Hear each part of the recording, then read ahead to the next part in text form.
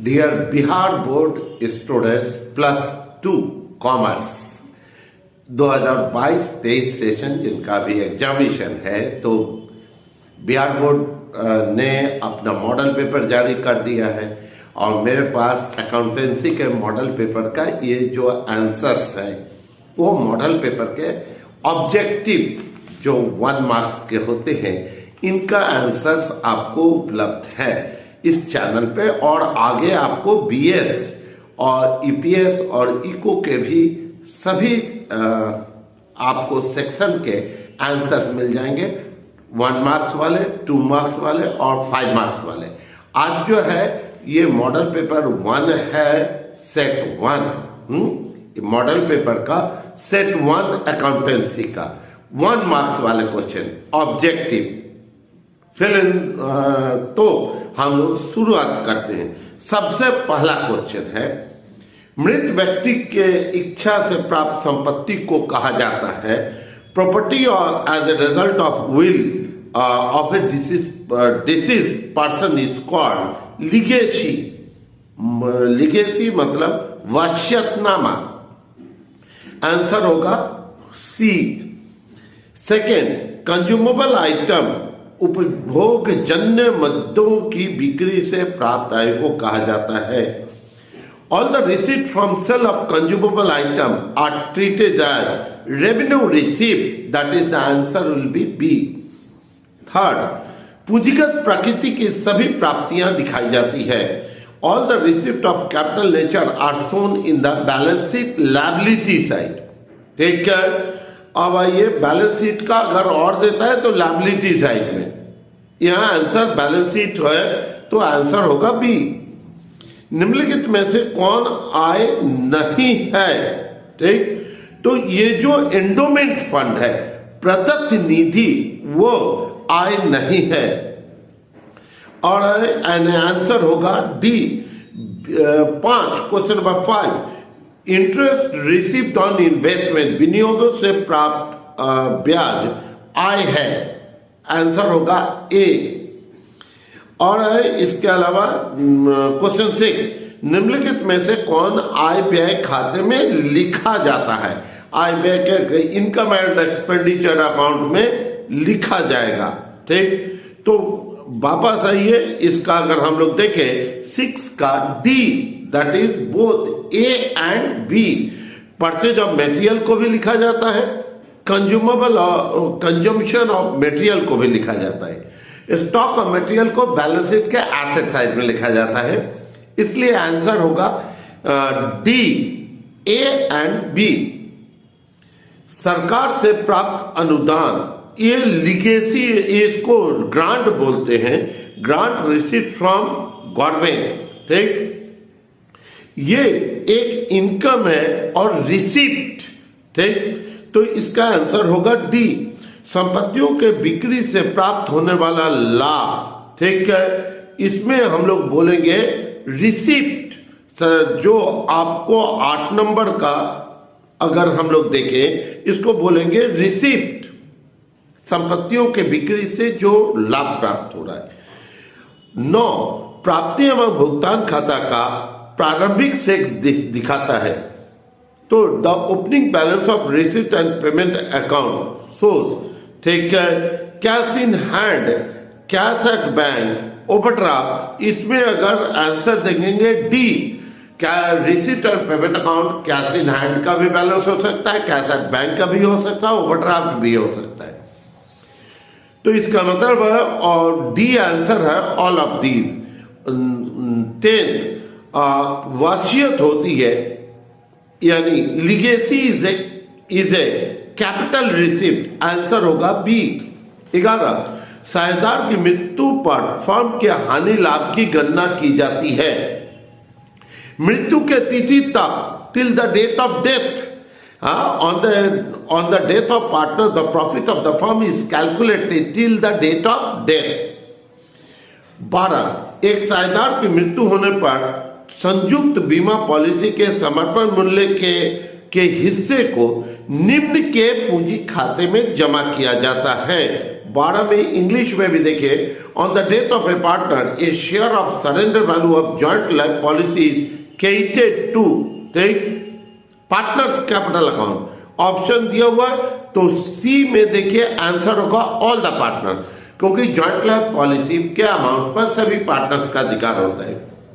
13, the amount due to deceased partner is paid, जो मृत साझेदार की चुकाई जाती है निस्तारक को, that is executor.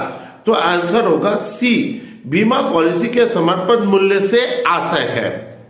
Surrender value of insurance policy, तो surrender value of insurance policy, इसका आंसर होगा A, which is received on the death of a partner, जो साझेदार की मृत्यु हो गई उस पर जो पैसा मिलेगा that is called surrender value. 15, साझेदारी के समापन के तरीके होते हैं। उपरोक्त सभी, ये आपसी सहमति द्वारा भी हो सकता है, अनिवार्य समापन भी हो सकता है, न्यायालय के आदेश से भी हो सकता है। सो आंसर होगा डी, 15 का डी। 16, साझेदारी के समापन का अर्थ होता है, साझेदारी फर्म के समापन का अर्थ होता है, तो इसका आंसर होगा ए, 16 का आप देखेंगे ए, इसका मतलब है फर्म के व्यवसाय का समापन। और आगे 17, फर्म की संपत्तियों के बिक्री से प्राप्त राशि सर्वप्रथम भुगतान की जाएगी। ठीक, फर्म के लेनदार, आंसर होगा बी। 18, पुराने साझेदार के त्याग बराबर होता है। ठीक, पुराने साझेदार के त्याग का बराबर होता है the sacrifice of old partner is equal to a और their new ratio, and answer होगा ए, 18 का ए। 19, फर्म के समापन पर संपत्तियों की बिक्री से प्राप्त राशि को लिखा जाता है। कहां लिखा जाएगा, किसको, तो फर्म के समापन पर संपत्तियों की बिक्री से प्राप्त राशि को वसूली खाते के रियलाइजेशन अकाउंट के क्रेडिट में। ठीक, यानी आंसर होगा बी। और 20, फर्म के समापन पर ख्याति को हस्तांतरित किया जाता है रियलाइजेशन अकाउंट के डेबिट साइड में, यानी आंसर होगा सी। 21, जब एक साझेदार न लिखे हुए दायित्वों को लेता है, अनरिकॉर्डेड लायबिलिटीज को लेता है, तब उसकी पूंजी खाते को क्रेडिट किया जाता है, जैसे आप करते हैं ना, ठीक है, realization account debit to partners capital account, तो ये पार्टनर्स कैपिटल अकाउंट को क्रेडिट किया जाता है, आंसर होगा बी। और देखिए 22, साझेदारी फर्म के समापन पर कृत्रिम संपत्तियों को हस्तांतरित किया जाता है साझेदारों के पूंजी खाते में, आंसर होगा बी। और देखिए 23, ठीक है, समापन व्यय को वसूली खाते के किस पक्ष में लिखा जाता है? Realization expenses are written in which side of realisation account, that is in the debit side of realisation account, answer होगा बी। 24, फर्म के विघटन के समय संपत्तियों का पुस्तकीय मूल्य वसूली खाते के किस पक्ष में लिखा जाता है? डेबिट साइड में लिखा जाता है ना। At the time of dissolution of firm dissolve कर दिया, the book value of asset is recorded in which side of realisation account? In the debit side of realisation account, so answer will be A. 25, लेनदारों को भुगतान किया जाता है, लेनदारों के भुगतान को लिखा जाता है, तो debit side of realisation account. Payment to creditors are recorded debit side of realisation account, answer will be A. 26, साझेदार के विघटन पर साझेदारों के पूंजी खाते को बंद किया जाता है। On dissolution of the firm, partners capital account are close through bank account. नहीं, पैसा ले जाएगा टू बैंक करते हैं, पैसा लाएगा बाय बैंक करते हैं ना, सो आंसर होगा सी। और 27, in the event of dissolution of partnership the provision of doubtful debt is transferred to realization account. ठीक है, साझेदारी के समापन पर संदिग्ध ऋणों का हस्तांतरित किया जाता है वसूली खाते के क्रेडिट पक्ष में, तो यहां वसूली खाते में लिख दिया जाएगा। 28, साझेदारों के पूंजी को वसूली के बदले दिया जाने वाला कमीशन उसके पूंजी खाते के किस भाग में लिखा जाता है? The commission payable to partner on realization of asset is written which side of capital account? Credit side, debit side of realisation account. ठीक है, हम लोग लिखते हैं to partners capital account realization account के डेबिट में। सो आंसर होगा ए। और आइए 29, संपत्तियों के खाते बंद करने पर उन्हें किया जाता है डेबिट, रियलाइजेशन अकाउंट में डेबिट किया जाता है। To close the asset account they are debited, तो रियलाइजेशन अकाउंट को डेबिट किया जाता है और एसेट्स अकाउंट को क्रेडिट किया जाता है। सो आंसर होगा बी, क्रेडिटेड। हम लोग क्या जनरल एंट्री करते हैं? Realization account debit to assets account. और 30, संपत्तियों को वसूली खाते में हस्तांतरित किया जाता है। Assets are transfer to realization account book value पर, पुस्तकीय मूल्य पर। सो 30 का आंसर होगा ए। 31, if nothing is directed regarding the liabilities at the time of realization, then it will be paid. वसूली के समय यदि दायित्वों के संबंध में कुछ कहा ना गया हो तो पुस्तक मूल्य पर उसका भुगतान होगा। एट बुक वैल्यू पेमेंट होता है। आंसर होगा ए। और देखिए 32, चिट्ठे में दिखाई गए हानियों को बांटा जाता है। The loss appearing in the balance sheet is distributed in the ratio of profit sharing ratio. So answer होगा B, profit sharing ratio of partners. और 33 का देखिए, साझेदारों के प्रवेश के समय पुनः मूल्यांकन के लाभ हानि को वहन करते हैं। कोई नया पार्टनर एडमिशन ले रहा है तो रियलाइजेशन के लॉस को प्रॉफिट शेयरिंग रेशियो में बांटेगा कौन? Old partner. तो आंसर होगा A. The profit loss on revaluation at the time of admission of partner is borne by old partners. ठीक। 34, जब एक साझेदार ख्याति की राशि नकद में नहीं लाता है, कैश नहीं लाता है, तो उसके राशि को डेबिट करेंगे नए साझेदार के पूंजी खाते में, न्यू पार्टनर्स कैपिटल अकाउंट में डेबिट किया जाता है। आंसर होगा बी। और आगे देखिए 35, संचित हानि को बांटा जाता है। एक्युमुलेटेड लॉस इज डिस्ट्रीब्यूटेड, ठीक, ओल्ड पार्टनर्स। ठीक, न्यू पार्टनर कभी नहीं, ओल्ड पार्टनर्स। सो आंसर होगा ए, एक्युमुलेटेड लॉस। और वो भी दे देगा अगर कि प्रॉफिट शेयरिंग रेशियो क्या होगा, तो लिख दीजिएगा प्रॉफिट शेयरिंग रेशियो में बांटा जाता है ओल्ड पार्टनर्स के बीच। Answer A. 36, पुनर्मूल्यांकन के लाभ हानि बांटी जाती है। The profit on revaluation is distributed amount, ठीक, ओल्ड पार्टनर्स। रिवैल्यूएशन का प्रॉफिट ओल्ड पार्टनर। सो आंसर होगा बी।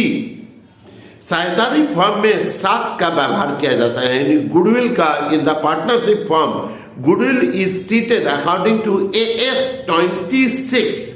आंसर होगा ए। 38, साझेदार के अवकाश ग्रहण करने के कारण, ठीक, ग्रहण करने के कारण 4 ऑप्शन दिया है। Retirement of partner will cause change in profit sharing ratio. क्या है? साझेदारी का लाभ विभाजन अनुपात क्या हो जाएगा? बदल जाएगा। सो आंसर होगा ए। अब आए नेक्स्ट देखिए 39, इसमें से कंपनी की पंजीकृत पूंजी कौन कौन सी है? तो इसमें से पंजीकृत, which of the following is registered capital of A company? Authorised capital. Authorised capital को 3 नाम से जानते हैं, नाम मात्र की पूंजी, नॉमिनल कैपिटल, ऑथराइज्ड कैपिटल, अधिकृत पूंजी, ठीक, और रजिस्टर्ड कैपिटल, प्रदत्त पूंजी। सो यहाँ आंसर होगा ए। 40, यदि अंशों के पुनर्निर्गमन पर हानि जब्त की गई राशि से कम हो तो लाभ अंतरित किया जाता है। If the loss of reissue of share is less than the amount of forfeited, the profit will be transfer to capital reserve account. Answer होगा ए। ठीक। 41, अंशों के आवेदन पर प्राप्त आधिक्य राशि को समायोजित किया जाता है। excess amount received on application of share be adjusted against allotment, that is the answer होगा A, ओवर सब्सक्रिप्शन का केस में ए में अलॉटमेंट में ट्रांसफर किया जाता है, तो आंसर होगा ए किसका 41 का। 42, ठीक, capital included in the liability of A company is called, company के दायित्वों में जोड़ी जाने वाली पूंजी को कहलाती है that is subscribed capital. Subscribe ध्यान रखना होगा यहाँ कि सिर्फ 3 कैपिटल बैलेंस शीट में दिखता है, authorize, issued, subscribe and paid up एक ही साथ होता है, तो हम लोग यहाँ दिखाते हैं सब्सक्राइब एंड पेड, तो यहाँ लिख दे सकते हैं हम लोग पेड। 43, तो 42 का आंसर, फाइनल आंसर क्या होगा डी, अंशों का निर्गमन किया जाता है, ठीक। तो ए एंड सी दोनों में against cash, against other consideration, shares can be issued at only cash A and C, तो आंसर होगा डी। 44, ऋण पत्र आवेदन की प्रकृति है the debenture application account personal account, answer होगा बी। 45, ठीक, loss on issue of debenture is shown under which head, तो ये देखें 45 का ये आंसर होगा 45, ठीक, बी, जिसको बोला जाएगा current asset, loss other current asset के अंतर्गत दिखाया जाता है, सो आंसर होगा बी। ऋण पत्रधारियों को मिलता है ब्याज, in debenture holders received interest. 47, premium on redemption of debenture, ठीक, इज ए लायबिलिटी, आंसर होगा बी। 48, अभिदान के प्रकार है types of subscription, over subscription and under subscription, ठीक, फुल सब्सक्रिप्शन। अब दिया है तो क्या किया जाए, तो डी में आपको आंसर देना होगा ऑल ऑफ दीज, ठीक। तो 48 का आंसर होगा डी। 49, अंशों के आवंटन पर कंपनी अधिनियम की किस धारा के प्रावधानों के अनुसार किया जाता है, बी, यानी सेक्शन 39 के अंतर्गत का अंशों का आवंटन होता है, ठीक। और है 49, तो आंसर हो गया बी। 50, ठीक, यदि आवेदन पर अतिरिक्त राशि 15 दिनों के अंतर्गत नहीं लौटाई जाती है, ठीक, नहीं लौटाई जाती है तो उस पर ब्याज लगता है, ठीक, 12% प्रतिवर्ष के दर से। If extra money received on application of share are not returned within 15 days, of interest will be paid at the rate of 12%, answer होगा बी। ये ए यानी 12% के दर से, ए आंसर होगा 50 का आंसर ए। ऐसा है कि ये 50 वाले क्वेश्चन दिया जा रहा है, इसमें जो डाउट होगा आप कमेंट बॉक्स में जाइए, कमेंट कीजिए, हम लोग आपको एकदम सहायता करने को तैयार है, ठीक। इसका नेक्स्ट 50 जो है फिर कल आपको इसके पास मिल पाएगा, 2 मार्क्स वाले भी मिल पाएंगे, समझाया जाएगा 5 मार्क्स वाले भी। थैंक यू, कमेंट निश्चित करेंगे।